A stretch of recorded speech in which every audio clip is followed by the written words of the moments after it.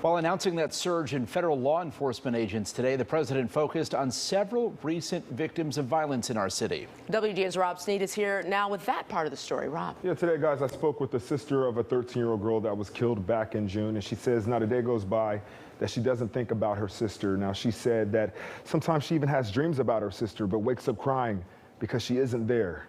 It's a pain she doesn't want anyone to have to experience, but night after night, another victim, another child. A 13-year-old girl was killed when a stray bullet came through the window of her home and hit her in the neck in the presence of her family. On Independence Day, 14-year-old Vernado Jones Jr. was playing basketball with friends in a Chicago park when he was senselessly killed in a massacre that left 8 people dead or wounded. That 13-year-old girl is Amari Jones.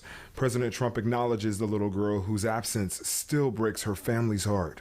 For her to be 13, I think that's what hurts the most. She have not even lived life. If I would have asked my sister today, what is life? She couldn't define it. Now that she's gone, you can ask me what's life, and I can't define it. Her sister Mercedes Jones still with no closure, at times feeling hopeless every time she hears another person, a child, shot in the streets of Chicago. What have we come to as a whole? What would all this killing, what is it helping? President Trump's Operation Legend, a plan that will send more than 200 federal agents to fight crime, doesn't sit right with some. But when you ask her if she has concerns. Nope. After what happened to my sister, not one. Nope. Not at all. Community activist Pastor Ira Ackery feels the same way after he eulogized Jones' funeral. He says something has to give. Chicago is in a state of lawlessness, and we need some kind of help.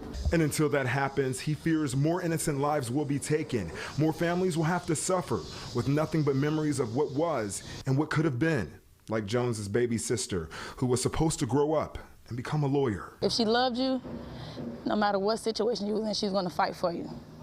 Like if someone did something to you or whatever the case may be, and she knew you were right, she would stand up for you. And Mercedes told me that she will still continue to speak out against gun violence. She feels it's what her sister would want her to do. But again, that pain, night after night, seeing this on the news over and over again, she says it's a reminder of how her sister lost her life. Such a shame. Thank you, Rob. Indeed.